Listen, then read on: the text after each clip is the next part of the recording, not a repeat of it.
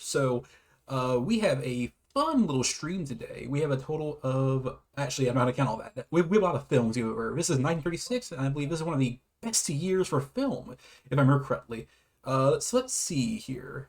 Sorry guys, it's my first time, hopping out this, by myself, I suppose you could say. I mean, I did it once before, this is a whole thing, but now, it's just me, solo dolo. So, let's see here. Our first film is Anthony Adverse. Let me just pull up all of my notes. I had to pull up a lot of notes last night because I was like rewatching some of the films just to make sure I actually remembered them. Because I watch all these films. What's the word? In advance. That's what I'll say. So Anthony Adverse. Make sure I got this right. All right, yeah, that's the right one. I had to control shift that bad boy. So this is not gonna be much different from our usual shtick. I'll go over the film itself. What's the basis premise of the story, and I'll cover the trivia.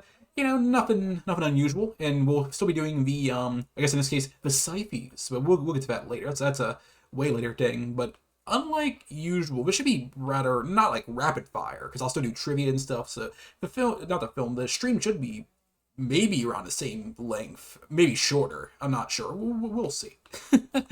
So Anthony Adverse is a 18th century Italy film. Right or not? It's not. It's the setting.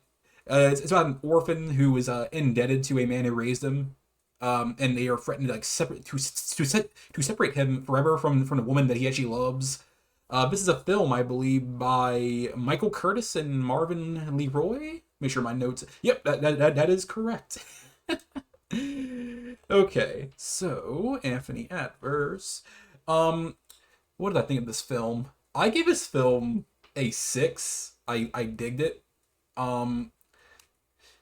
I kind of dig that it's based in Italy for the storyline because it's not really an area we see too often in, well, film. Well, at least not in this era of film.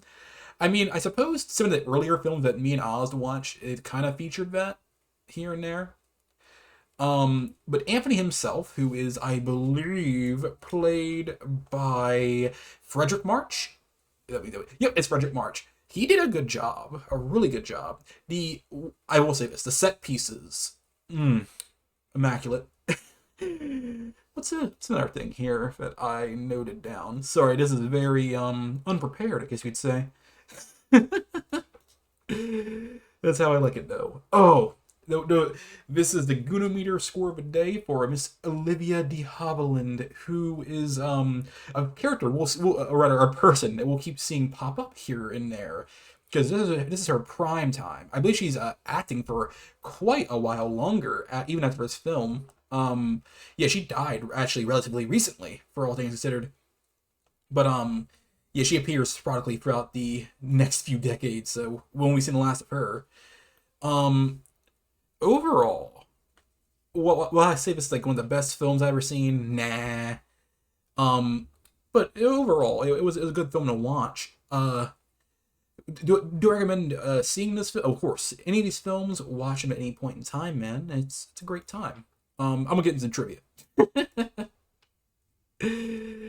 Gail Sundergaard made her film debut in Anthony Adverse and won an Academy Award in the brand new category of Best Supporting Actress. Yep, this is where we'll see the rise of some new Academy Awards categories, which is actually kind of interesting to see. As time progresses, we'll see more and more categories get added. I believe eventually we won't see them anymore. I don't know when the last one was added. Heck, for all we know, they're still being added even today. I don't doubt. New things happen all the time. This film actually required 131 sets, including a 12-acre African compound built on a studio backlot, which was the largest set that had ever been constructed. That's kind of crazy. At the time, it was the most expensive film Warner Brothers had ever made, and at 141 minutes, the longest. Ooh boy. And I'll do one last trivia piece. Humphrey Bogart tested for the role of Napoleon, Betty Davis, and Kitty Carlisle, I hope I said it right, were among the many others who auditioned for roles. Wow, these are some really big names, especially Betty Davis. I'm still not sure how to pronounce that one, but yeah, she's a really big name. Me and Oz actually saw her a number of times, yeah.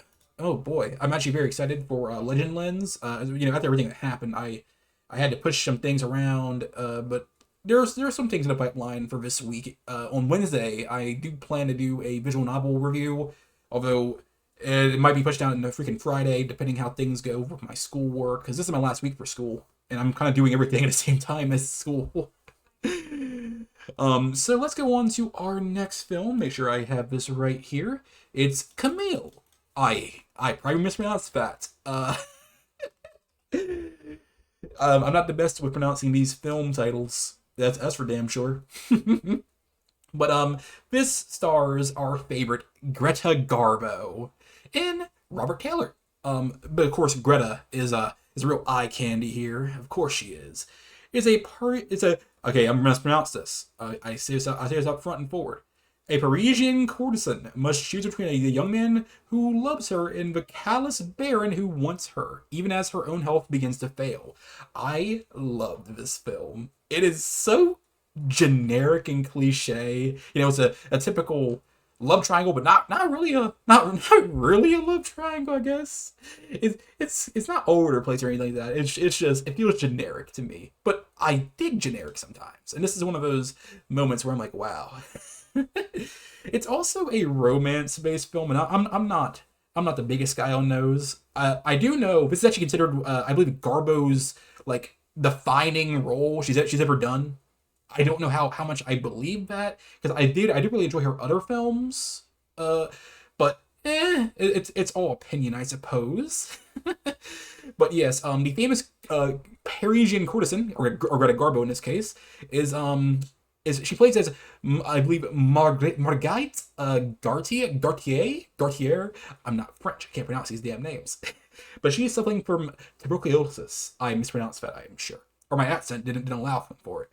But yeah, she's actually deeply in love with Armand Duval, or rather Taylor, our boy. And unfortunately, things aren't going the greatest for them, and that's just how it be. It does end sadly, unfortunately, but sometimes these romance films need to end like that. It ends with I'm actually not gonna reveal it. You guys can actually watch it yourself. I actually quickly go back to Anthony. If I didn't give my score, I gave that film a 6. I did enjoy it. Camille, I'm giving this film a 8. I'm actually gonna get into reviews now, not the reviews, the trivia, because if I don't, I'm gonna forget. This is actually considered Greta Garbo's personal favorite film of all time, for all her films, to be exact. Many people found Greta Garbo, processed as an actress, inscrutable, though no one questioned it, because the results spoke for themselves. Her habit was to work out a performance ahead of time in private as much as possible. Too many eyes on her in front of a camera made her uneasy, as George Cukor once explained. Garbo said that when she was acting, she had a sort of an ideal picture in her mind, something she was creating, and she never saw the rushes because she was always disappointed in what she saw. But she said while she was acting, she could imagine certain things, and as she saw people just off the set staring at her, she felt like an ass, like somebody with a lot of paint on her face making faces. It stopped her imagination. I actually think that's a really cool way of doing it. I feel like a lot of YouTubers, before they start their recording or the camera or whatever they're doing, they will just stare at the screen and just go over their intro of how they want to speak. I can attest to this, at least on my end, is that whenever I am doing some test recordings, I will just keep repeating the same damn things until I hit the right words. Sometimes I can't do it right, and that's just how it be. I can't really do that with a stream, though. If you had noticed the intro here with Anthony Adverse, I was kind of over the place, and I'm trying to get in the swing of things with this film and keep going forward with that.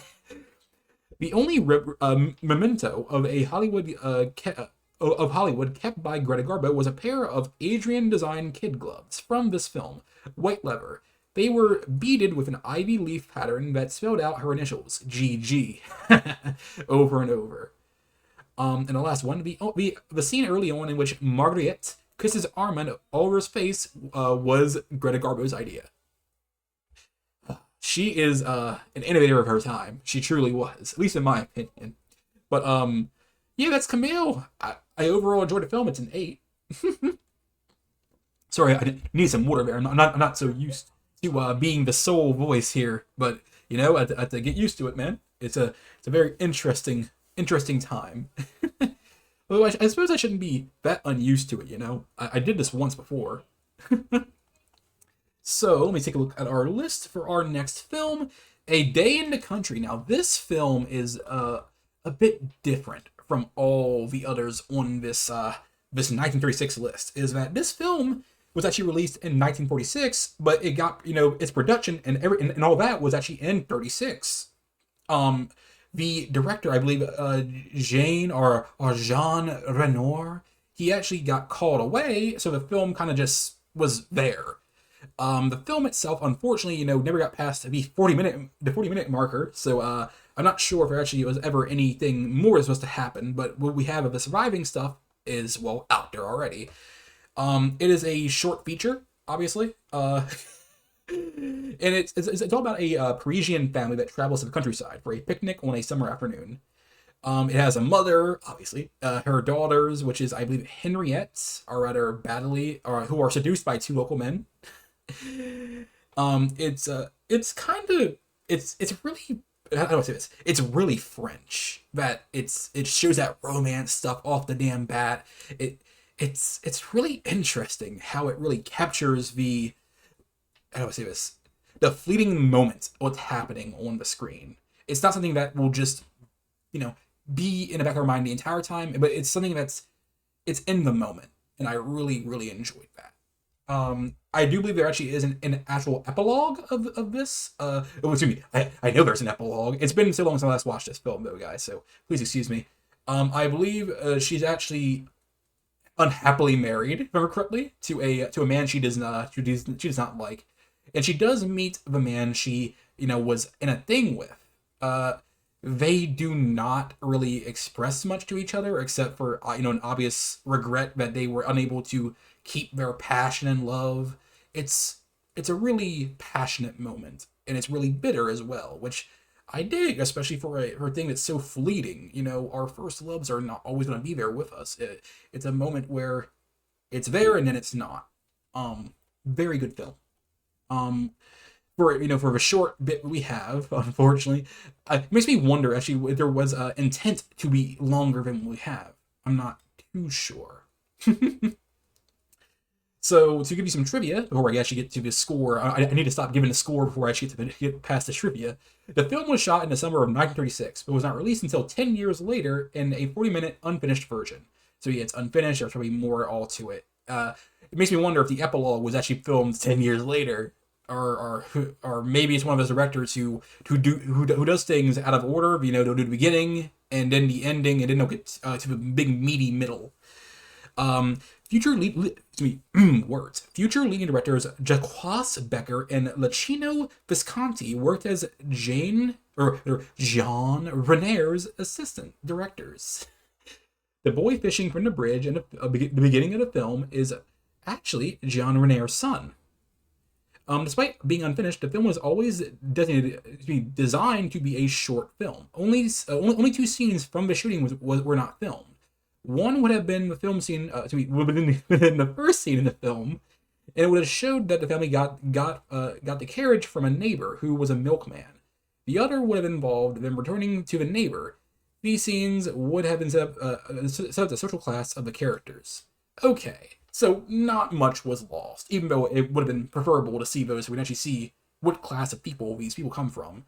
Well, I imagine just because they could actually borrow a carriage from somebody, they're probably pretty up there, at least middle class maybe. I'm not too sure. Famous French photographer Henri Cartier-Bresson, a 20-year-old at the time, worked as a second assistant to director Jean Renaer. I cannot pronounce it right. So this film, for what it is, I think it's an easy 8, honestly. It's so fleeting, and it feels so real. Unlike a lot of films we have seen all over, this list thus far, be it from 1936 or, prior to that, and I imagine even going forward, too.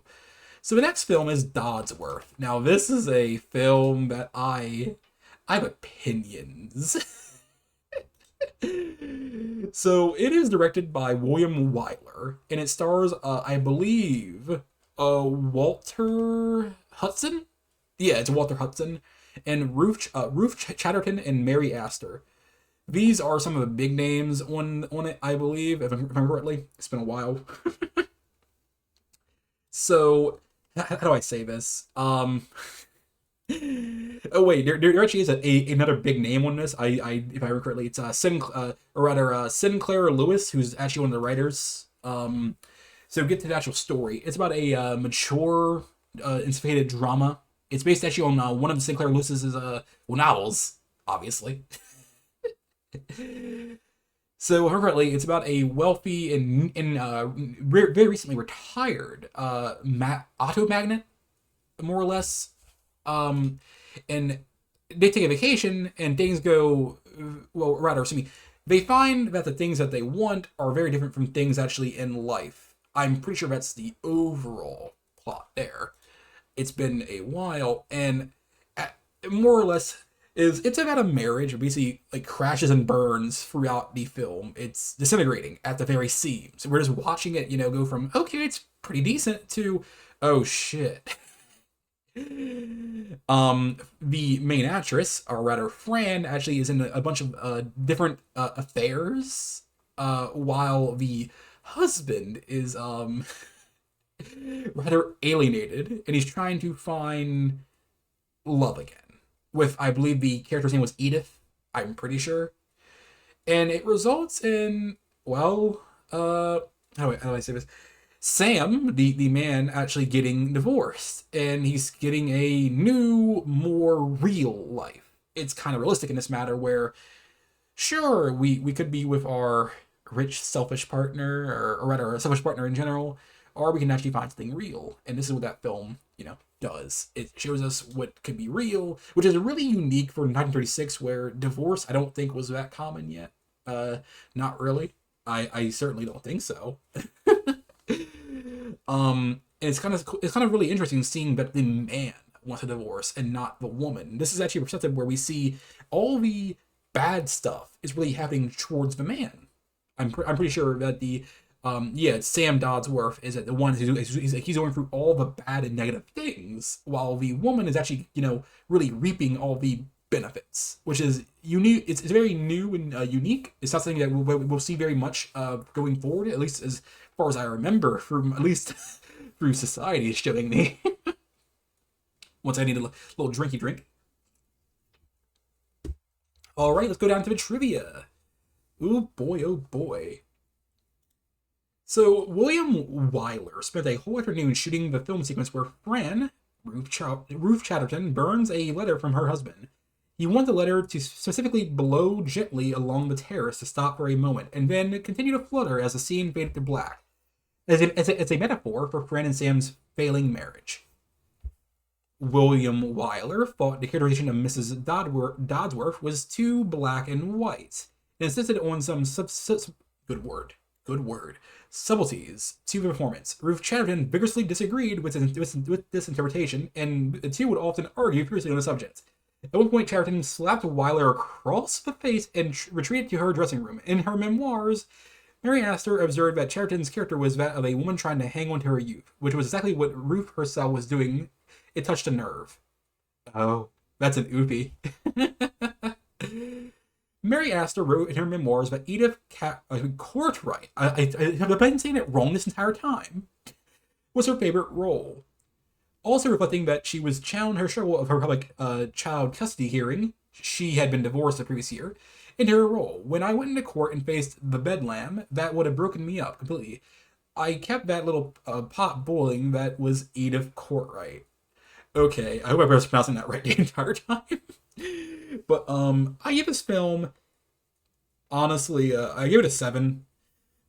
I'm looking at my notes here. Yeah, this film is worth a 7. I mean, it's really real, but it also tells the story from the eyes of a man going through, a failing marriage and not the woman. Where I feel like, at least in modern days, a lot more common to see in films and shows the divorce going through the woman's eyes and not the man, which I think is a very, very cool take. Very cool. Next up is Follow the Fleet. Now, this is a fun one. Hold on, let me pull it up. Oh boy, so we have our boy Fred Astaire and Ginger Rogers. They are a fun duo. Actually, the entire cast of this bad boy was a really fun one. I think they had a lot more fun with this film than I've seen with a lot of other films. To give you a very basic premise of the film, it's about a Navy sailor who is trying to rekindle a romance with a woman that that he loves, while on the Liberty in San Francisco, which is not the last time we'll see San Francisco in this lineup today.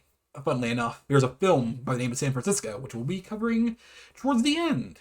It's a lot later in this. Now, to go a little bit deeper,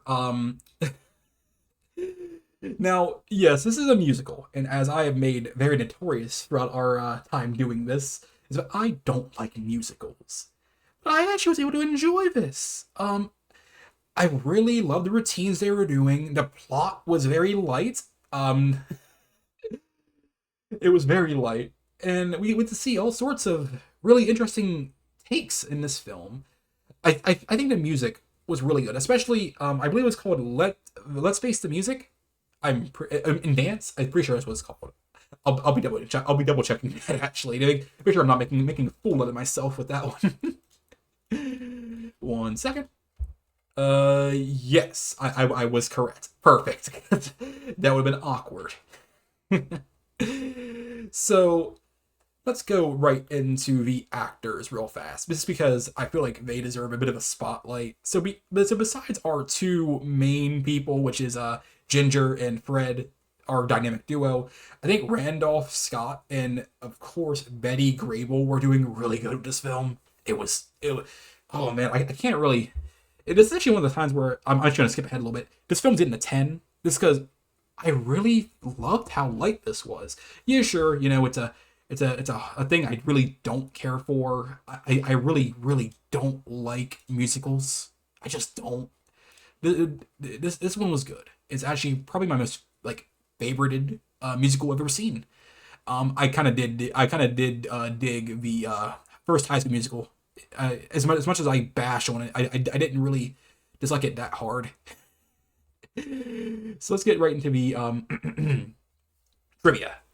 During the fight scene between Fred Astaire and Scott, and Rudolph Scott, Astaire, not skilled in movie fight scenes, accidentally bloodied Scott's nose. Astaire was mortified, but Scott remained pointedly nonchalant. He just took that shit, bruh. And it ain't shit to me, man. Type stuff. During the final dance sequence on the boat, it is possible to see Fred Astaire in the face by Ginger. I skipped ahead over a word. To see Fred Astaire hit in the face by Ginger Rogers' beaded sleeve. The sequence was shot again 23 times in hope of capturing the magic of that take without accident. But it wasn't to be.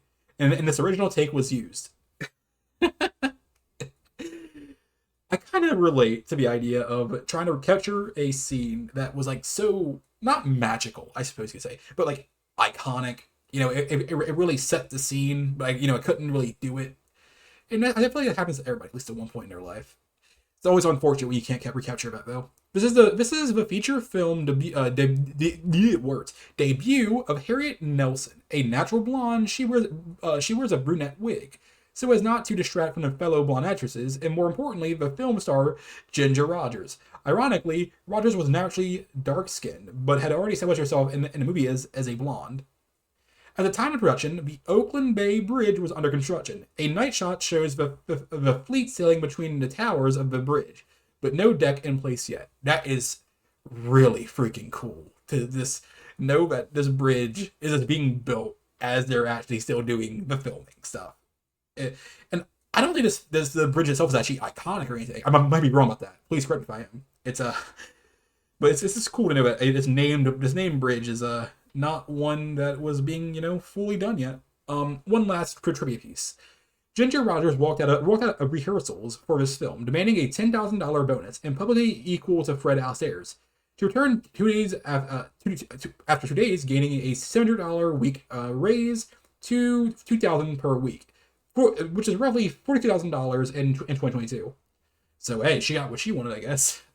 Quick little water.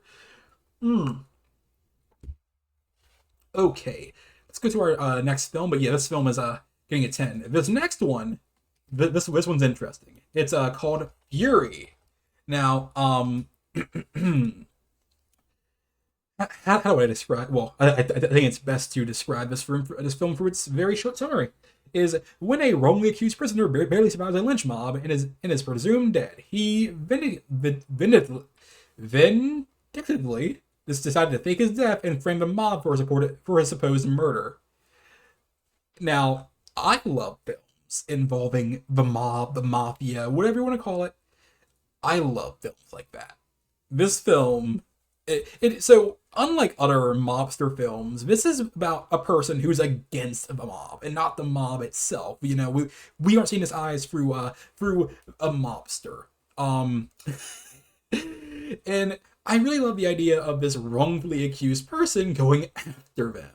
But let's just dive a little deeper, just a smidge deeper.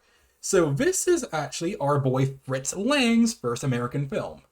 Um, as you can imagine, Fritz Lang had some words to say against the mob, especially against mob violence, and which was at the time a very powerful social problem.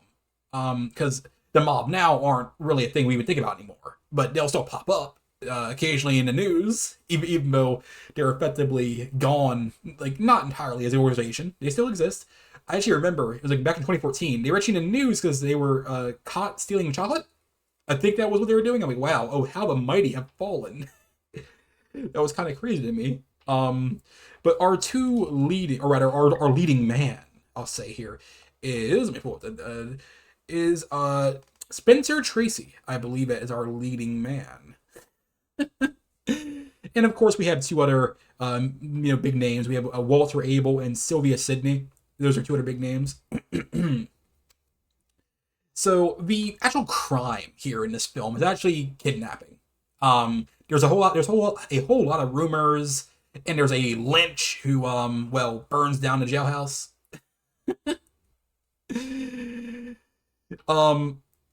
So the mob here is really catching some strays. Um, so oh boy, man. I think this film really tackles injustice like pretty well. Um, Unlike, of course, mobsters, I often confuse, a typical mob to mobsters, mafia. Ignore some of my previous statements. I was getting a little sidetracked. I was thinking about something else, but you'll notice how like we don't really do public lynchings anymore. Obviously, because they're wrong, they're immoral, but they're very common in the rest of the world. And I believe the last time or rather, when it was happened was in Cali, I think. But let's not detract too much here. Uh, but yeah, it's based on an actual story called Mob Rule. It's by Norman Krasna, I believe the name is. But our main man, he conspires with his brothers to actually have the mob leaders tried and convicted for his murder. That's the whole thing there. And eventually, the leading man, his conscience actually gets the better of him, and he actually reveals that he's very much alive, and he gives a whole speech about how mob justice is wrong. Basically, that's the whole film in a kit and a caboodle. This was actually, for trivia wise, this actually was Fritz Lang's first film in Hollywood, and he wasn't accustomed to labor laws that require meal breaks. Shortly after filming began, Lang ate a quick lunch between sit-ups and resumed filming. Some of the crew members were wondering about their lunch break. Spencer Tracy, who in turn pointed out to Lang that it was 1:30 p.m. and the crew had yet to take break. Lang replied that it was his set and that I will call lunch what I think it should be called. Tracy even smeared his makeup with his hand, knowing that it would take at least 9 minutes to fix. He yelled lunch and probably walked off the set with the crew. I love that. According to modern sources, Fritz Lang was the first filmmaker to use newsreel footage as courtroom evidence in a motion picture. It may have done so before it was used in an actual courtroom case. It's really interesting, actually. Terry, better known as Toto from Wizard of Oz, 1939, appears in the film as Rainbow the dog that Joe Wilson takes in from the rain. The script was based upon the 1933 kidnapping and murder of Brooke Hart, the son of the owner of Hart's department store in San Francisco, California. The two suspects were pulled from jail by a group of vigilantes who dragged them across the street to St. James Park and lynched them. That is an oopie. Oh boy. So, because my headset actually just turned off there, as that's an oofy. Director Fritz Lang threw smoke bombs into the riot scene to rile up his actors. One of them struck Bruce Cabot, who had been physically restrained from punching the director. Fritz Lang is that guy, man. He's a dick. But yeah, I do want to apologize again, just because I got a mob and a group of people versus the crime syndicate mixed up. As I said before, it's been a while since I last watched a portion of these films. It's actually towards the end where I actually recognize these films a lot more. It's been a while. But this film actually gets a 5. Mostly because I don't really like lynchings. That's what I'll say. I do like the idea that this guy's getting revenge, but he ultimately pussies out in the end, which that's kind of mid, kind of lame. Which is okay. Oh boy. So let me drink a little bit of water. And let us get to the next film on our list today, people. So, our next film is The General Died at Dawn. Now, this is an adventure film. Oh boy. So where do I begin with The General Died at Dawn? So, it's set in China. That's the first thing I'll say. Which, I love films that are not in America. Those are great films. Now, I don't mean they're not filmed in America. Of course, a large portion of them are filmed in America. But the set pieces are trying to portray a different country or area. You know? Sorry if you guys hear me moving my microphone. I want to move it out of the way so I can see a bit better. So our leading people, this fine film, is Gary Cooper. That's a name we'll be seeing a few more times, I believe. Madeline Carroll and Akeem Tiramoff. So those are our big names. As you can imagine, a lot of the Asians, or rather people that are portrayed as Asians, are not Asian at all. They didn't really do that. That is a very common trend you'll be seeing throughout film. It's actually something that's really being tackled in the modern day, even. For example, the TV show called King of the Hill, the person that played Khan Susamusenbone, I think that's the name, was played actually by a white man. But he wasn't, it wasn't real life or anything. It was all purely through a cartoon, an adult cartoon. But the voice actor was, in fact, a white man. But it's replaced by an actual Asian this time, I believe. But it's not the same, it's not the same at all. This is how it is sometimes, of course.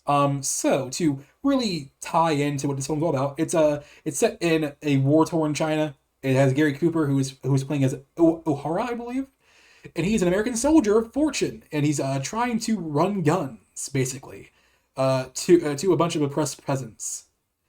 And that's basically the whole premise there. And of course, there is the warlord General Yang that they have to deal with. And I believe Judy Pierre, or who's played by Carol, I think it's what's called, who is the daughter of Yang's American financier. But that's the thing there. This film was very moody, which, I mean, is very, very fitting for a film set in a war-torn China. I thought it was very intriguing. Now, here's what I'll say about Mr. Gary Cooper. He did do way too good with this.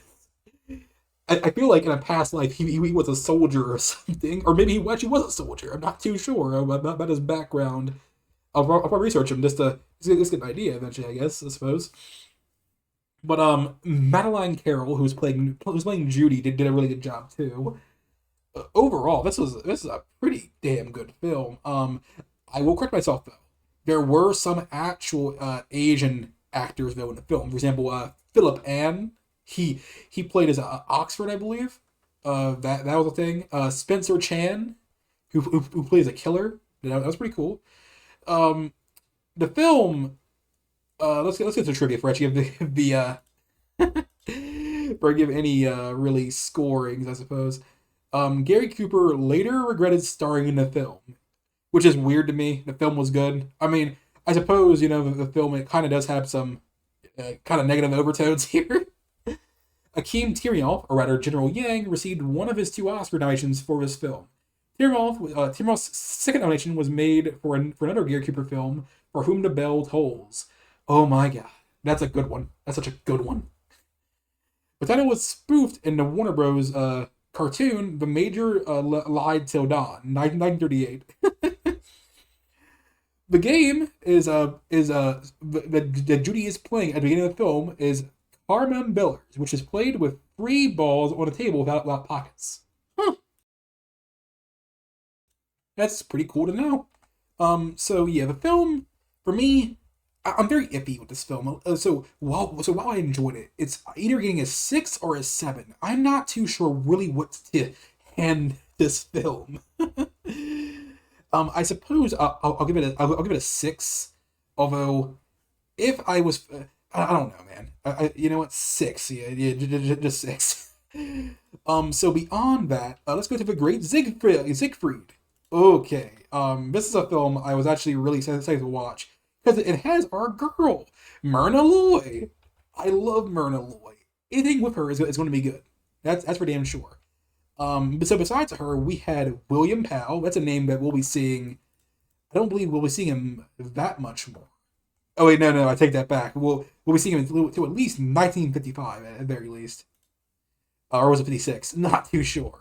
We do have some other big names. For example, Frank Morgan, Louise Rainier. I don't believe there's anything else that's really big from any of their films here. So to actually describe the actual film, it basically has the ups and downs of Lorenz Siegfried Jr., who is a famed producer of extravagant stage reviews that are betrayed. So it's another musical, of course. And while I do often hate on musicals, there's another time where I didn't really dislike it. I enjoyed it just for the all the really stage work they were doing. It was great. It does also detail the triumphs and his relationships that from his first wife, which I thought was really cool. I do believe actually Rainier actually got the best actress Oscar for her role in this. I'm pretty sure. The film was very extravagant. That is what I will say. It was interesting, and at least for what it was doing. So let me see what else we have here for our trivia. We have to take any more water because good lord, this is a lot more talking for me than I'm used to for doing these. A. Trimble, who betrays Will Rogers in the film, was a Cleveland map salesman who frequently impersonated Rogers at Rotarian lunches. That's an interesting one. The sequence, A Pretty Girl is like a Melody, was filmed in 2 lengthy takes after several weeks of rehearsals and filming.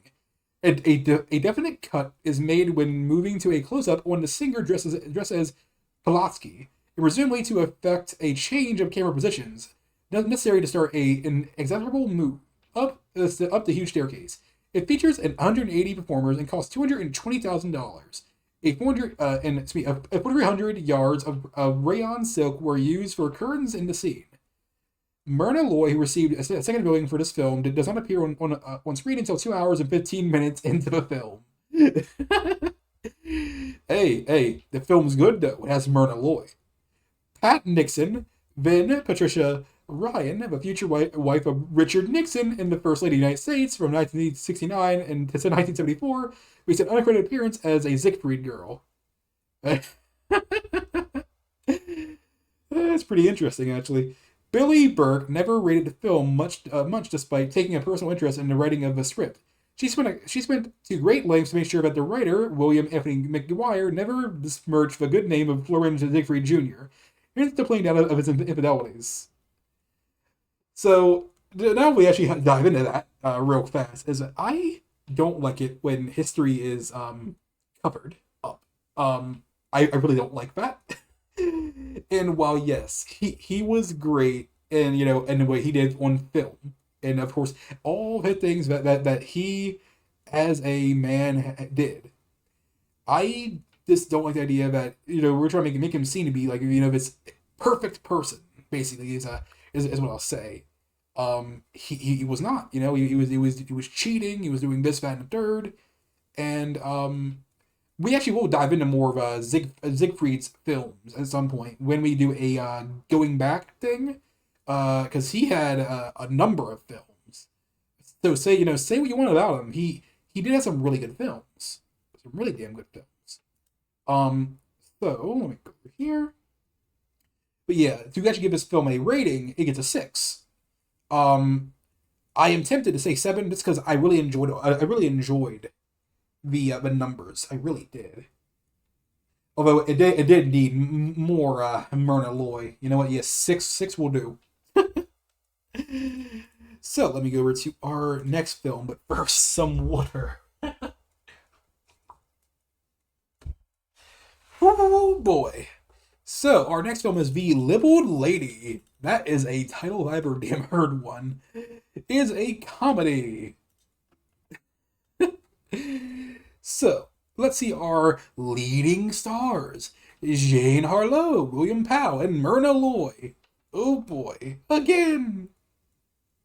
So Miss Jane Harlow is a name that we will be seeing repeatedly. We've already covered her a number of times already. I actually do think we won't see her much longer.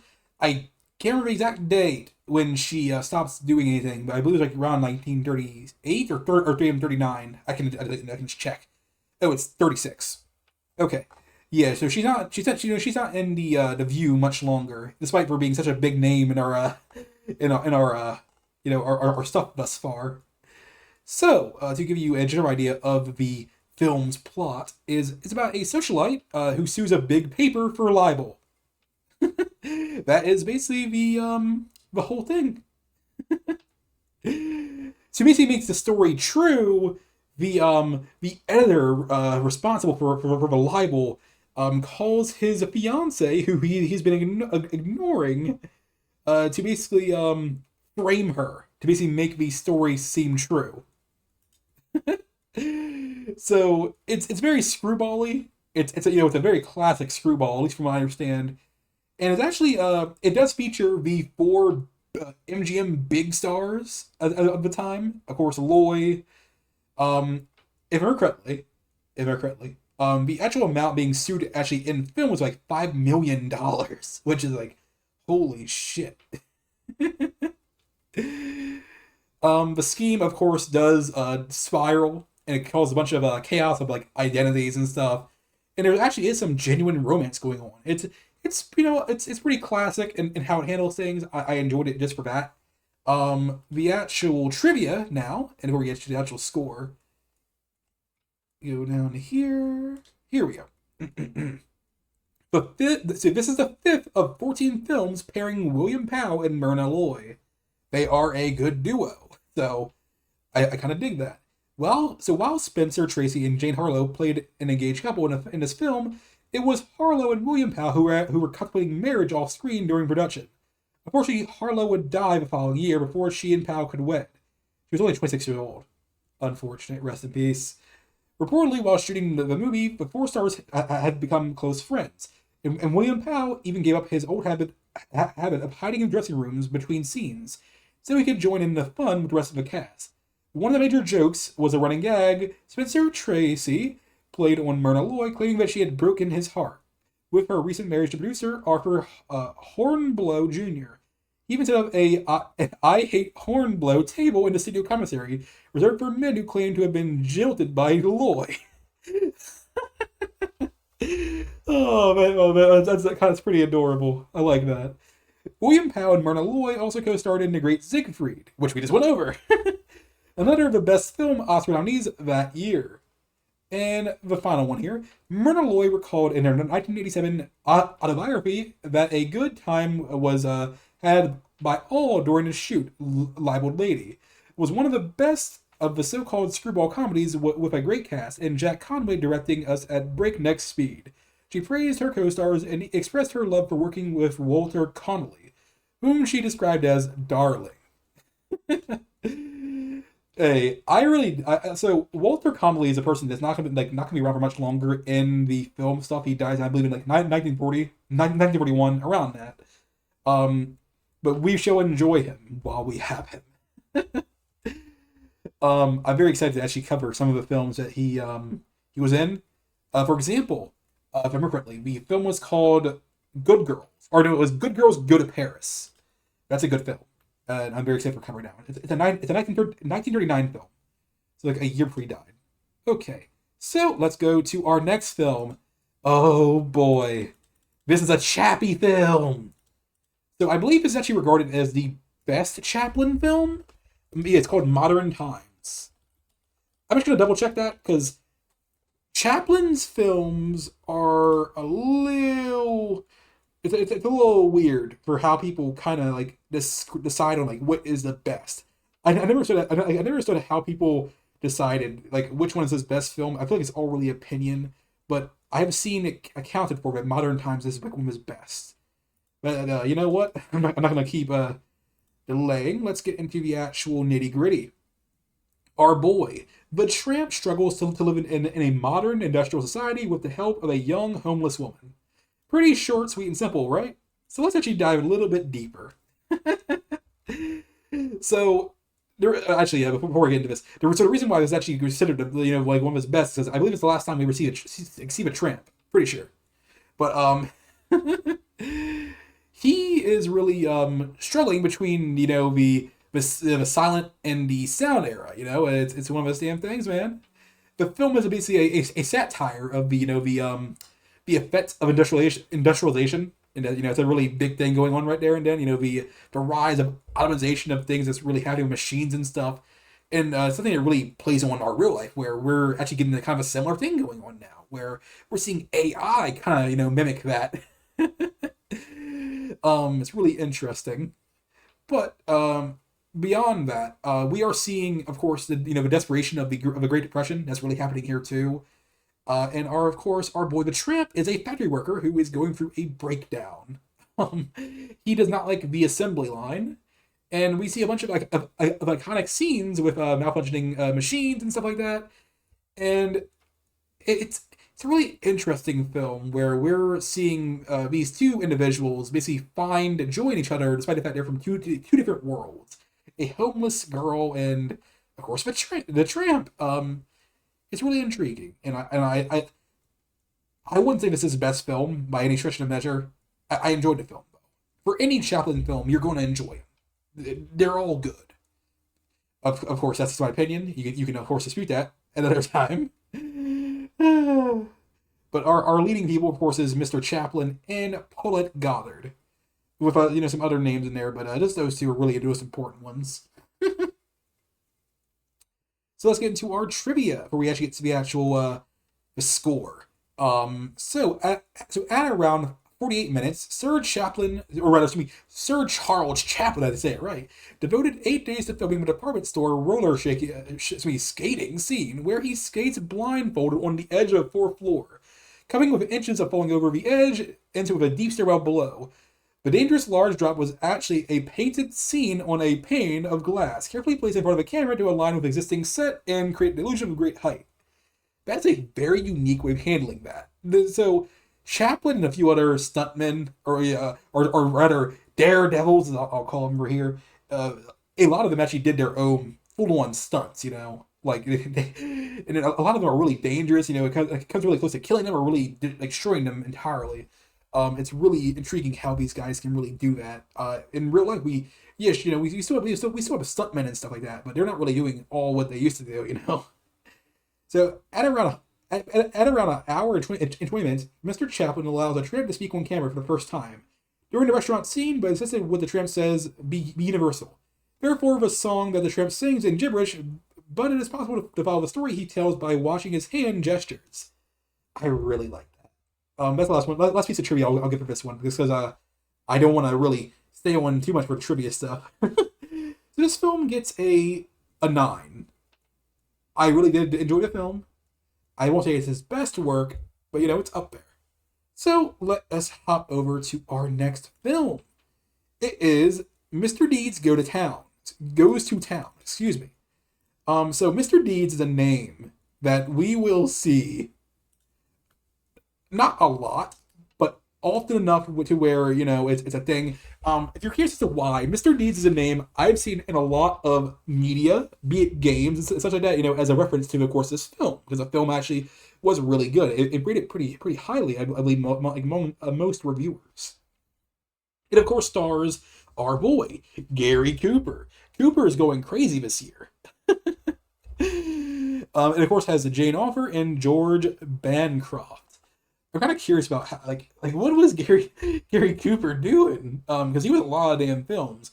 Oh yeah, we'll be seeing Gary Cooper for a while. He was in the last film in 1961, which is actually the same year he died. So unfortunate.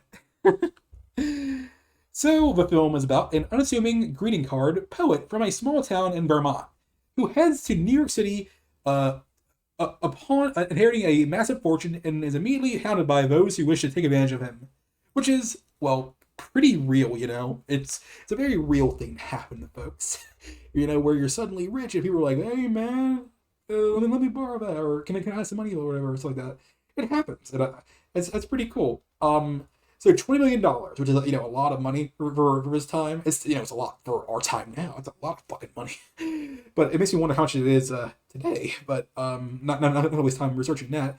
So of course he is attacked by all these relatives and of course people who want him for his money. I believe one of the most important characters here is actually Miss Babe Bennett, who, or rather Offer, who is pretending to be down on her luck. Is trying to get close to him, basically, write a bunch of articles on him. One thing that happens is that his family tries to more or less make him be declared as mentally incompetent. Which I don't believe really works out in the end.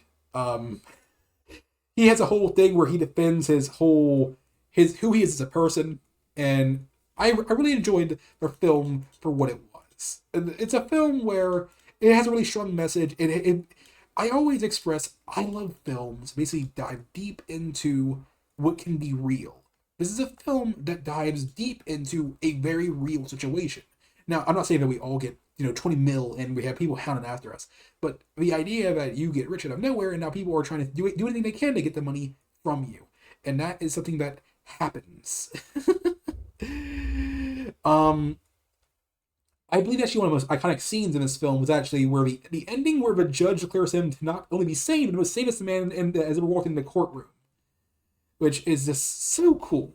Of course, the leading lady who's playing as Babe, she ultimately ends up in love with him. It's the happy ending they both get. Even though originally she was actually just trying to make money off the thing she was writing about him. That's a whole thing there. So let's get 2 trivias off for this film real fast. 1 second. So, Jane Arthur never saw the film until she and Frank Capra were guests at the 1972 festival film. How do you? Because that makes no sense to me. Like you were involved on the film.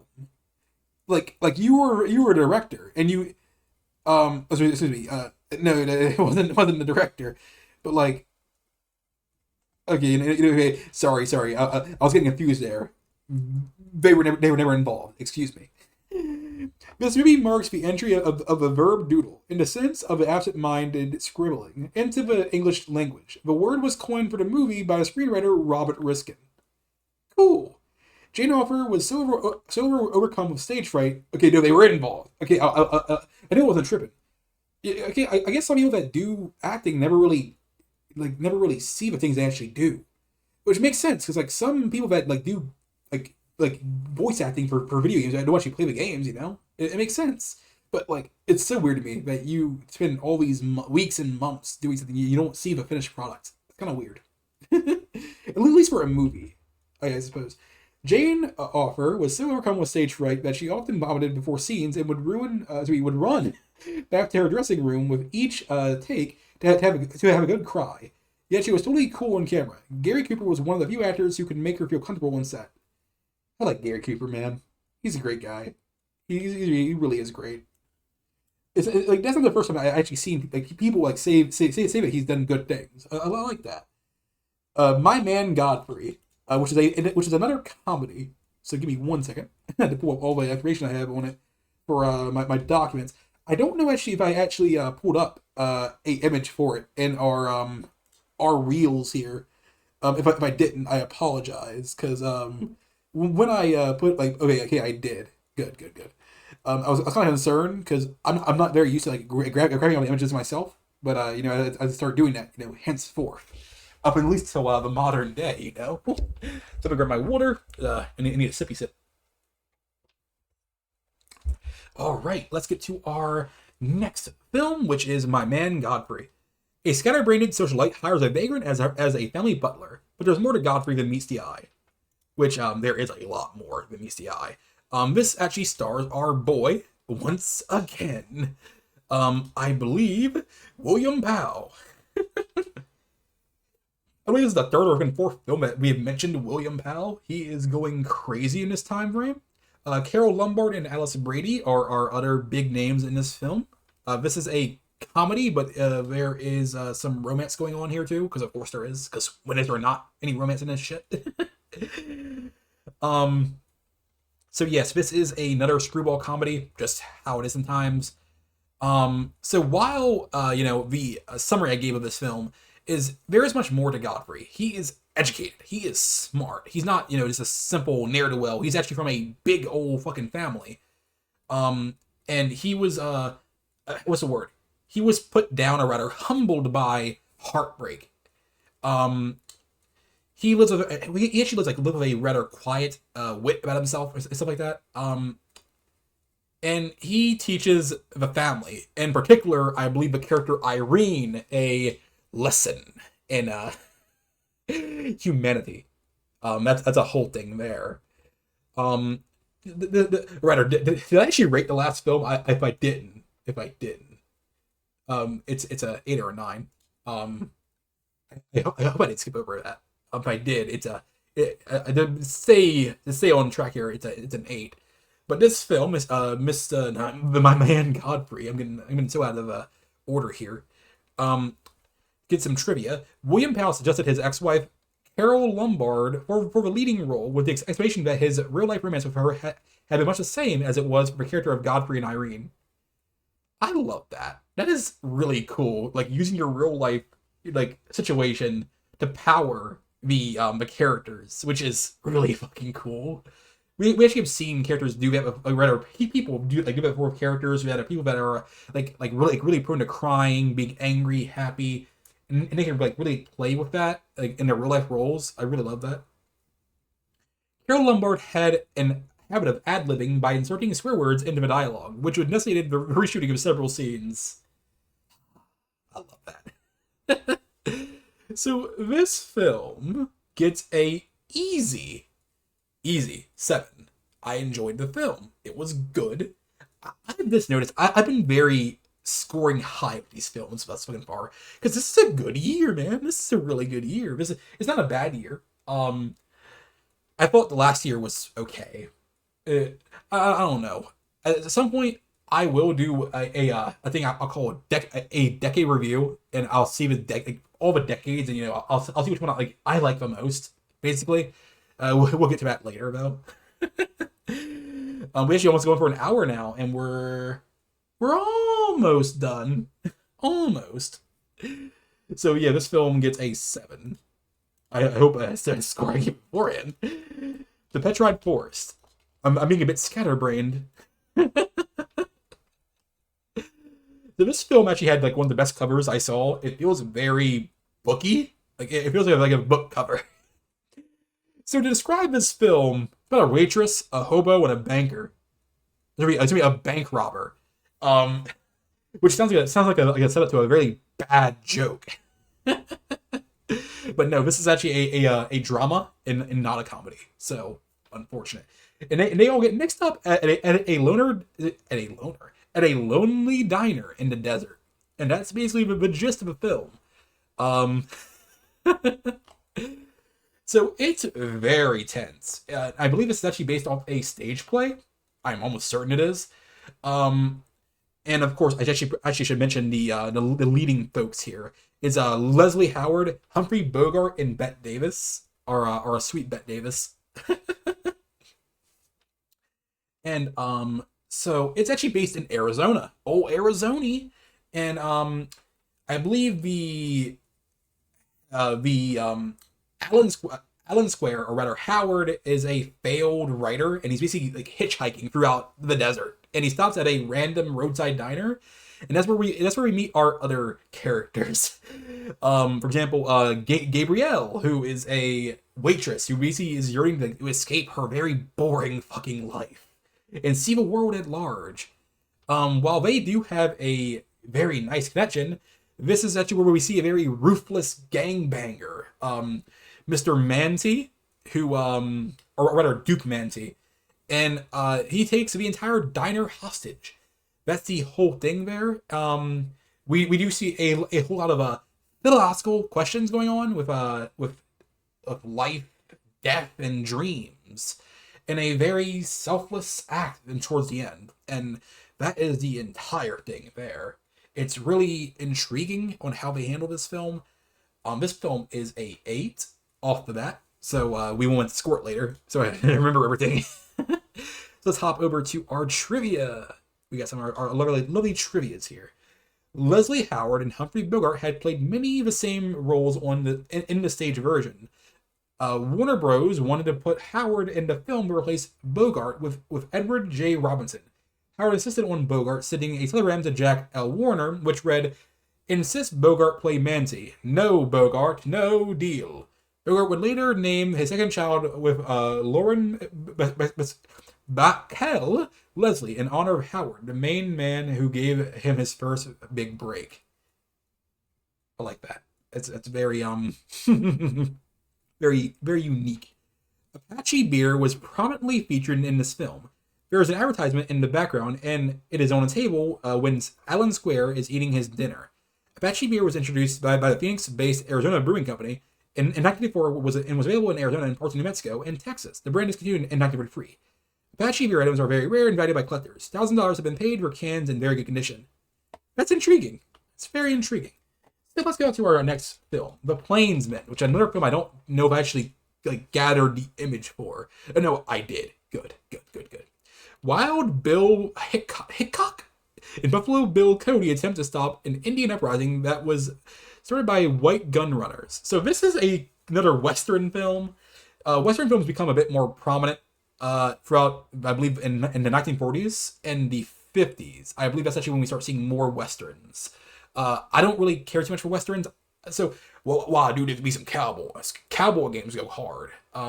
They're not the best to me. But we do see our boy Gary Cooper again, and Jane Harper and James Ellison in this film. So let's dig a bit deeper, just a little bit. So of course, this is filmed by Cecil B. DeMille, who is a person we have talked about so much throughout all these. He's a great director. That's what I'll say, and he deserves his own legend lens. This is for how damn good of a director that he was. So the plot itself features Hickok. I hope I'm pronouncing that right. Basically, trying to stop the gun runners from selling rifles, more or less, to the Indians who are currently, going towards war. It is a very, not generic. So it is generic. If it was going by modern standards, but for the time, it was really, really new and unique. It's interesting. Basically, it has all our generic romance stuff going on in a giant battle, which I really loved. It was a really good battle scene, and of course historical stuff, which I believe this is based on some actual events that happened. Not too sure. Correct me if I'm wrong. But let's go right into the trivia next. So, John Wayne very much wanted the role of Wild Bill Hickok, which he felt certain would make him a star. But director Cecil B. DeMille wanted Gary Cooper instead. Okay, man, I don't know. I like John Wayne. John Wayne is a person that is, like, he kind of, like, really, I'll say this. He was in a lot of Westerns, if I remember correctly. Was he? I'm pretty sure he was.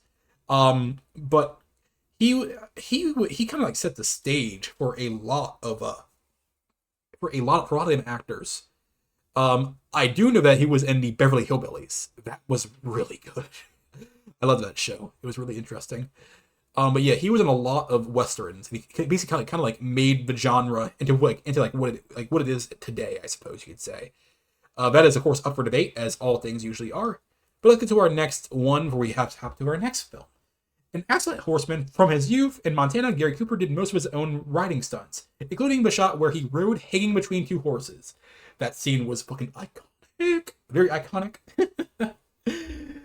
So, let's go to our next. Oh wait, we're about to score it. The Plainsmen gets a 6. The film does have a lot of cool scenes, but again, westerns are not really my thing. Of course, I'm being biased here. But if I was like, okay, I'll stop. But yeah, it's a film that I didn't care for that much, just because based off what it was about, westerns. His next film is called Rembrandt. I hope I'm pronouncing that right.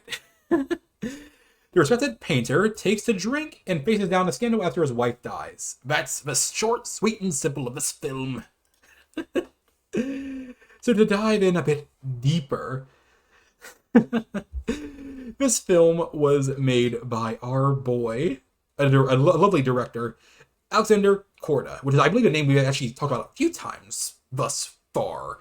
He was a bit of a bigger name at one point, but we'll dive in another time. Our main folks this fine film is Charles Laughton, Gertrude Lawrence, and Elsa Lanchester. These are our big names. Let's go over to a bit of a deeper dive, because I actually do want to tie into this. So Mr. Laughton did a really good job as, I believe, Rembrandt von Rijn. And he's basically going through his family's real like height, and then they decline into obscurity. Unfortunately, his wife does pass in the film. Obviously, it's kind of like the main set stage here. So the film has a lot of real. What's the word? It's based off, of course, the real individual. I'm pretty sure. It recreates a lot of Rembrandt's own paintings, which I thought was really intriguing. Rembrandt is really intriguing. The Dutch painter, obviously. What else do I have to say about this film? It's really one of those films where it's kind of like really shorter, and I don't really have to dive too deep. It's about a real person. But of course, it's long dead prior to this filming, obviously. I'll actually check when this guy's been dead for like to this point, like 300 or 200 years to this film. So, and it really dives into like who he was, his humanity, if you will. And there's not much else to really say. I'll toss in some trivia and we just move on. Yeah, for this next film, it'd be kind of like that for the same thing. It's based off something that we all know, which we should at the very least. Sam Livesey, the father of the three actors in this film, Roger Livesey, Barry Livesey, and Jack Livesey, died the day after this film was released in London. Oh. Laughton's speech about women that began, "There was a woman in the land of Ooze," was so popular that Hedda Hopper printed it in her column of it in the 9th of September 1948 of Los Angeles Times. Good lord, I don't know why I couldn't word there.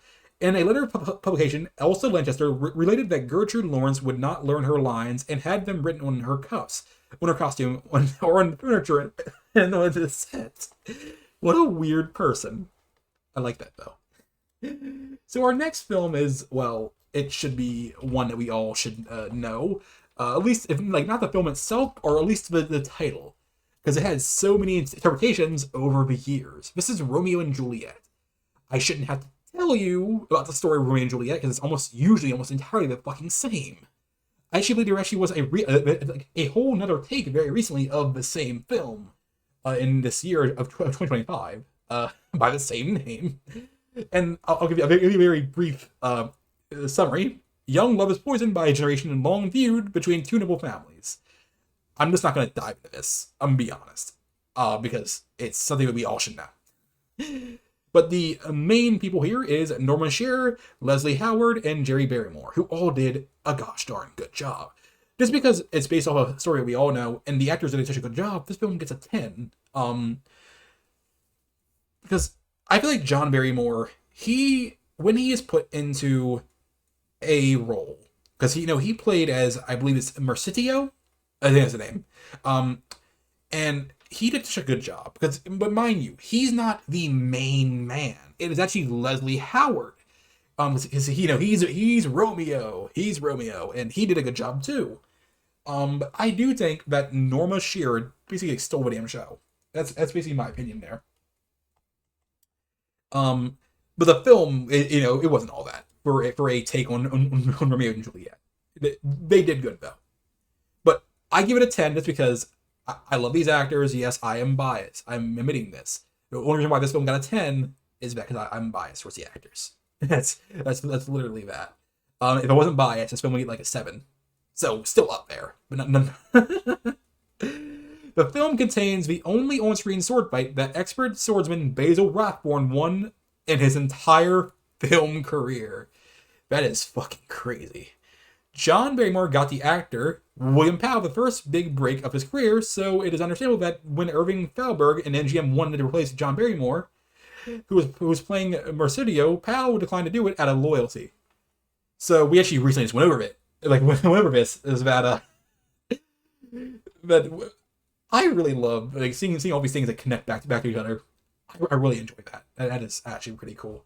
So let's go to our next film, which we'll actually dive into more. Is Rosemary. Not the actual person, mind you, or the other film by the same name, but the 1936 interpretation. Yeah, sometimes we'll see films have the same name, and it happens. Water time. Okay, so an incognito opera singer falls for a policeman who has been assigned to track down her fugitive brother. And that sets the stage for a whole lot of drama. But it's also a musical, and I don't like musicals. Despite the fact I've given 2 musicals on this list thus far pretty high fucking scores. One of them got a damn 10. This is not a film that's going to get one of those. This film is going to get a fucking 5 because I don't like musicals. And I do enjoy the plot, the idea that, there's fucking this whole damn love story, but also you kind of be loyal to your kin, your brother. It's a whole thing. And I believe the uniforms that are shown, it really reminds me of the Canadian Mountie Police. Even though these uniforms are very common for most police fucking forces, at least in the Western world around this time frame, if I remember correctly. But let's dive a little bit deeper.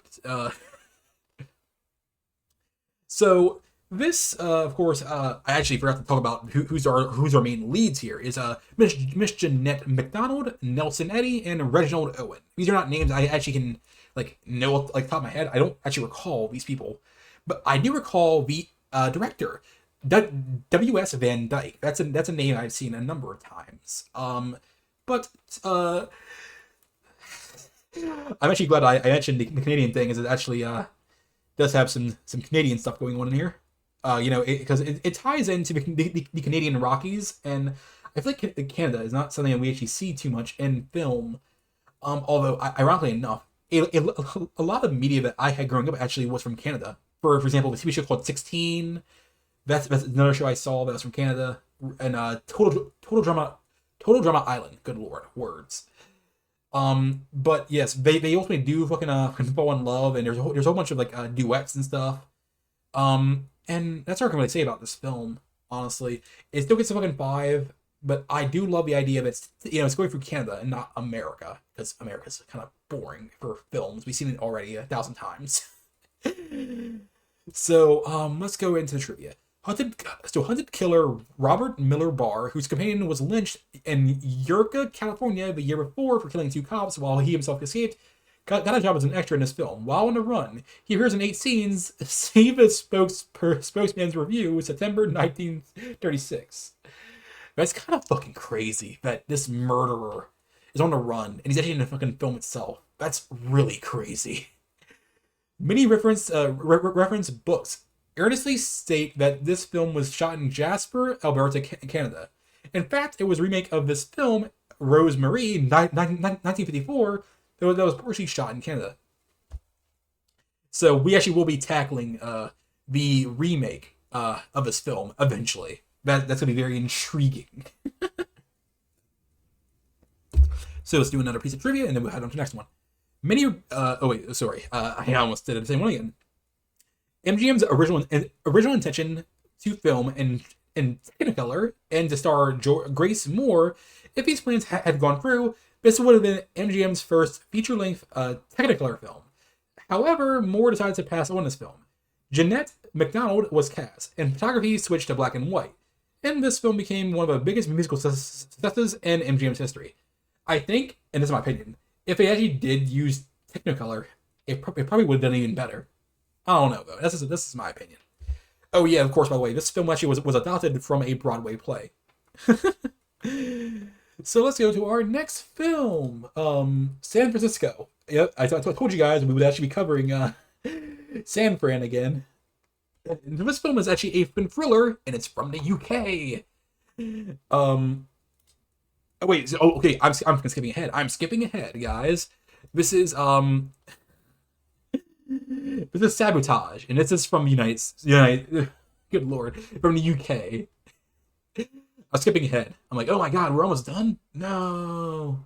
Let me just properly close that out so I don't accidentally go after things.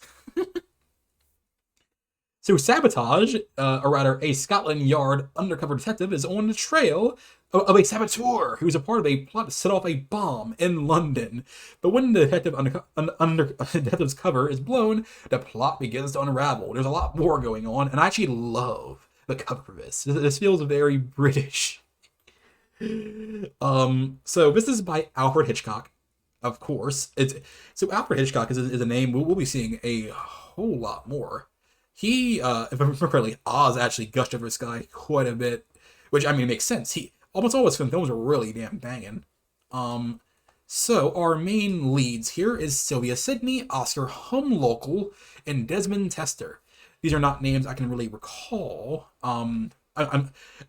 Sylvia is one, because I recognize the image. It's one we saw a number of times, at least I have. So this film is very suspenseful, which, I mean, makes sense. How do I describe this? This is a film that contains one of the largest tense sequences I've ever seen. Basically, Verloc's younger brother is sent basically to deliver a whole damn bomb, and they're not aware of it, and the whole journey of this person not aware of anything. It's just wild to me to see that this innocent person is just delivering a damn bomb without knowing it, and it's really wild. So let's just dive right into the trivia. This film it's really, really interesting. It is obviously based on an actual book. It's called The Secret Agent by Joseph Conrad. But they do sport a whole different title, obviously. It's actually Hitchcock actually had a whole other film called A Secret Agent, which is based on a story by stories by W. Somerset Maugham. Sorry, good word. The first name of Verloc, played by Oscar Humlocal, was changed from Adolf to Carl to avoid any Nazi connections. Yeah, you see, some names get ruined forever. Because I am quite aware that the name Adolf was actually very common prior to our fellow Audie, as I usually call him. So let's go to the next film. But first, this film, I really do enjoy the tenseness of this film. It's very unique for the time. Of course, nowadays it's like not common you know, but like not uncommon either. It's that's what I'll say. Um, it's really intriguing. I'll give this film a 6.5. It's really bordering the 7 to 6 range, and I'm very iffy on giving it a 7 outright. So I'll say 6.5. I might change that. Probably not though. So now, San Francisco. This film is a romance film. Yay! Yay! I hate those films.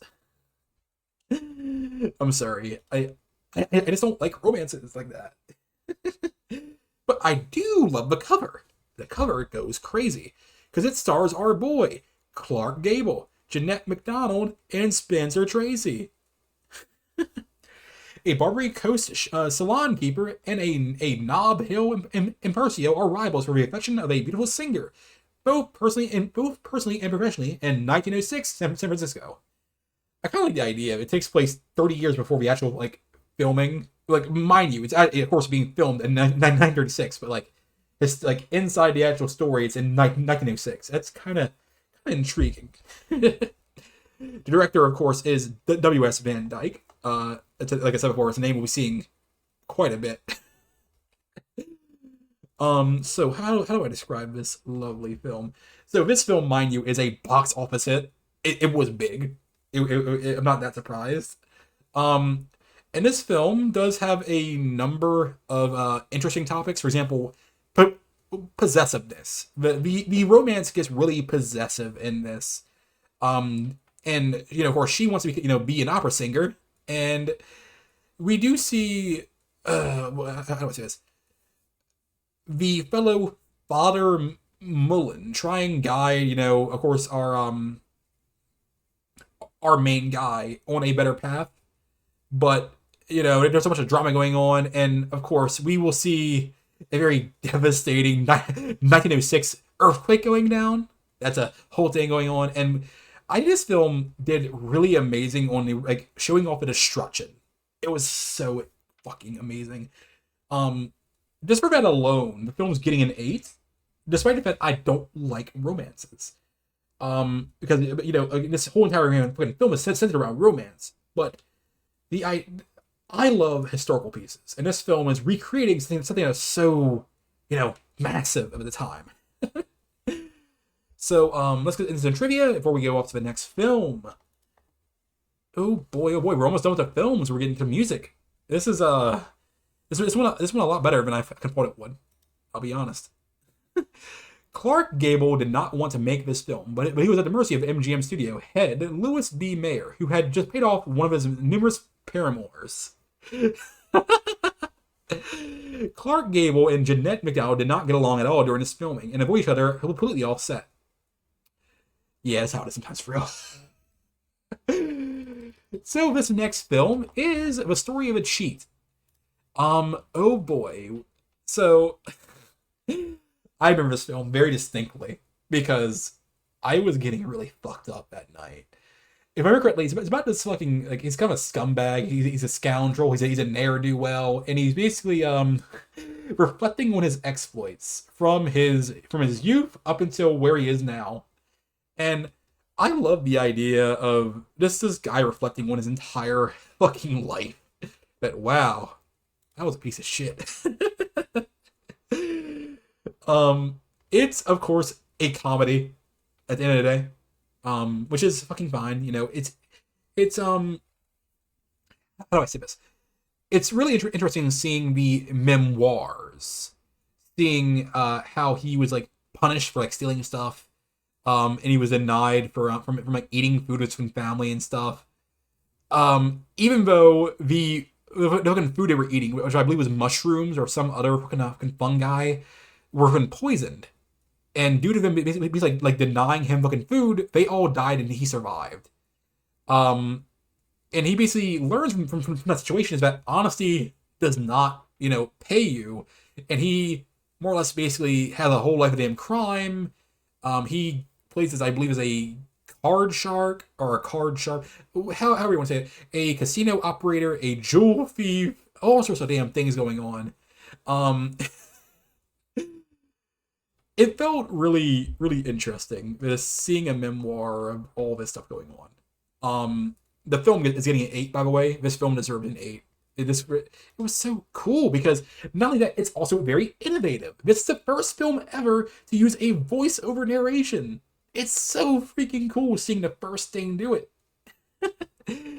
So in Portugal, all foreign films were shown in the original language with Portuguese subtitles after both film and text had passed the government censorship. This film is a rare exception and was shown with a Portuguese translation by Ramona Corto, and Guthrie's voice was dubbed by popular stage comedian Vasco Santana. But yeah, this is a film. It's really intriguing. I really suggest this film be watched. It's a film that I think, despite not being essential, it's really important. It's really important. This for the fact it's the first film to actually like ever do like do damn narration. It's really intriguing. And let's go to our next film. It is the story of Louis Pasteur, which I hope I pronounced right. You'll notice me say that a lot because I don't know how to pronounce some of these damn names. So this is a film that is basically the whole entire biography of a pioneering French microbiologist who helped whoever words. You know what? I'm doing some water. Oh boy. sorry. I had to clear my damn throat. Just make sure I can actually do this right. This is the entire film is based on the biography of the pioneering French microbiologist who helped revolutionize the agriculture and medicine. There we go. Not on one take, but good enough. Good fucking enough. So this is a film that, okay, how do I say this? This is about a guy who basically, all his ideas got like pushed aside. They were not respected. They were not liked. He was basically being dismissed. But eventually, people, hold on, I'm skipping way ahead. He basically, like, the whole entire film basically like shows his most important in battles, in triumphs, and eventually he does prove that microbes cause disease. That's the whole thing there. And he also helps develop these vaccines for anthrax and sheep and a whole bunch of other damn things going on. Which I think is really cool seeing all these things. Even though I don't really care for biographies, but this is pretty important, you know? It's really important that this person be remembered for all the things that he did, even though people at the time did not really believe, him. And this also features Paul Muni, which is a very big name. Also, Josephine Hutchinson and Anita Louise. Or sorry, I had to stop myself there to pronounce that damn right. Let's get into some trivia, because we're wasting a bit of time there.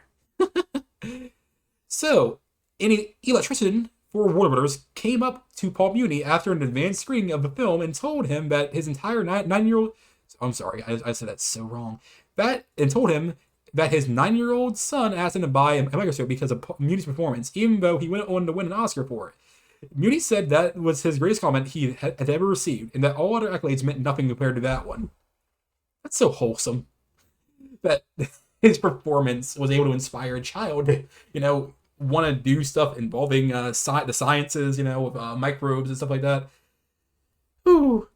Hal B. Wallace originally rejected Sheridan Gibney's script. He wanted the movie to be a college romance. Paul Muni had script control in his contract, so he wrote across the top of the screenplay, "I approve the script as written." Warner Bros. Had to film Gibney's original script, which went on to win an Oscar. Worth the Oscar though. That's a totally worth it Oscar right there, because this film in the sci-fis is going to be a ooh boy. I'm a whole fun time with that one. That's for damn sure. So this film, because it is historically important to me, I view this film as important enough to warrant this. This film is the second one of the day. I believe it's actually the third of the day, getting a 10. Although that last film I was biased. I'm knocked it down to an 8. I was being stupid with that one. I was being really stupid. But Swing Time is our next film. It is a musical, and as you imagine my opinion on musicals, I don't like them. Actually, I didn't see this one. So I couldn't really comment on it anyway. So the score for this one will be a NA. I'll come back to this one day and I'll talk about it. I actually do feel bad because this film actually is deemed essential. So I feel like a bit of a jackass for not watching this one. Wow. But you know what? Let's cover some trivia because it does star Fred Astaire and Ginger Rogers. Just gonna throw it out there. Sorry, I let me grab some water. Oh my lord, this is. Oh boy. Ugh. It's kind of hard to breathe right now. My allergies are flaring up, but we'll deal with that. We'll deal with that. So the climax of Never Gonna Dance took 47 takes in a single day and required many demanding spins of Ginger Rogers, whose feet bled. Jesus! In The Way You Look Tonight, Ginger Rogers is seen washing her hair. The crew tried various soaps, shampoos, and even egg white, but it ran down her face too quickly. They achieved success with whipped cream. Well, that's one way of doing it. So let me go to our next film, Things to Come. Now, this one I did see, at the very least. So we can actually dive into this one, because it has our boy H.G. Wells. And of course, it's based on a book, mind you. The story of a century, a decades-long Second World War leaves plague and anarchy, then a rational state reveals civilization and attempts space travel. So our stars with this film is Raymond Massey, Edward Chapman, and Ralph Richardson. And the director is William Cameron Menzies. I hope I pronounced that right. So let's dive a little bit deeper. A tinge deeper. I said that right. A tinge? Yeah. So this is a very unique and ambitious British film. And of course, it's a let me correct myself a bit. So it has its own screenplay, and of course, it's based on a novel by H.G. Wells. It has a lot of ideas on what our future will be as a society. And after a world war breaks out, we will see a whole lot of them dark features going on here. Them like warlords, and we will also see a leap forward into our world being a technocratic state. And mind you, this is all like being seen in the year 2036. We are in the year 2025. This is as a reference. And in this future, they have basically got rid of damn war and poverty. But the biggest real issue for our society is that we've gone too fucking far. And I love that the whole idea that we have gone too far on things. The film actually had great fucking special effects. Sorry, words are slipping my mind right now. But I feel like they did such a damn good job. This film is getting a whole 9 for its score. Just because, Lord, it's really good. I love films that basically try and predict the future to a degree. And of course they're almost always wrong. They're not always wrong, but they're almost always wrong. Before filming started, the author, H.G. Wells, told everyone connected with the film how much he hated Fritz Lang's film Metropolis. Fucking hater. And how he wanted them to do the opposite of what Lang, whom he called Lange, and his crew had done. H.G. Wells is a hater. That's all you need to know, because Metropolis is a fucking good film. It's a good fucking film. A great film. One of the best films, one might say. The date on the newspaper and the scene in which the war ends is September 21st, 1966, which would have been the 100th birthday of H.G. Wells. So let's go to our next film. And our last film of today, Three Smart Girls. And we're almost done for today, too. Man. So this last film for us today is a musical, which I did watch, unfortunately. I should have watched the other one instead of this one. It's about three sisters who basically scheme to reunite their divorced parents before their wealthy father marries a gold digger. That is the entire plot. And it's intriguing, that's for sure. So, let's go out through our leading ladies in this case, or rather our leading people in this case. Benny Barnes, Charles Winiger, and Alice Brady, yeah, I said that wrong. So it's really like pretty simple. I actually already explained everything, but to dive a bit deeper, is that BCV's free sister, or rather these free smart girls, are going into New York to basically sabotage the whole damn wedding. The plot itself is very light. It's not too heavy. It does have a number of how do I say this, errors going down here, but it's not that big a deal. I thought it was interesting. It wasn't bad, and it also does set, I believe, Durbin's career going fucking forward, which is really interesting to see this film, a musical, really set things for her. That's cool. The film is getting a 6. I don't want to be too hateful on it. I really have to like police myself on these musicals because I don't like musicals. And that's just how things are sometimes. But some trivia before we go into music, which will be rather short and simple honestly, because I don't have too much to say. Deanna Durbin's feature film debut at 14. She was billed as Universal's new discovery. The $7,000 for the ring would equate to about $128,000 in 2018. This was made at one of the many times when Universal was on the brink of a big words. Water. That's my sign. This was made at one of the many times when Universal was on the brink of bankruptcy. It was Universal's big Christmas release for 1936. It became a critical success and a box office sensation. It led to a string of highly popular Deanna Durbin pictures that helped keep Universal in the black through the war years. Okay, I can word, I promise. I can totally word. It was reportedly when viewing the rushes that the decision was made to increase Deanna Durbin's screen time in the picture. Okay. Alice Brady played Benny Barnes' mother despite being only 11 years older than Barnes himself. Okay, so that was our films for this year. This was a damn good year, I'll say that much. So we do have to talk about these sci-fis today, because we of course have different opinions on which films deserve, what awards. But yes, the best picture, in my opinion, oh boy, that's kind of hard. I almost actually agree to a degree with the actual original award, which was The Great Siegfried. But I guess in this case, I will hand it to. Do I want to hand it to that? Modern Times. Yeah, you know what? Fuck it. Yeah, Modern Times. I actually do agree with their decision on the director. I do think Frank Capra did do a good job, so he will keep that. Best actor. Ooh boy, yes, Paul Muni. Yeah, easily.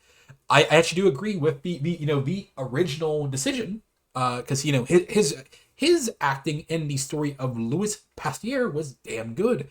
Now, best actress. Oh boy. I do think that Olivia Havilland did a damn good job.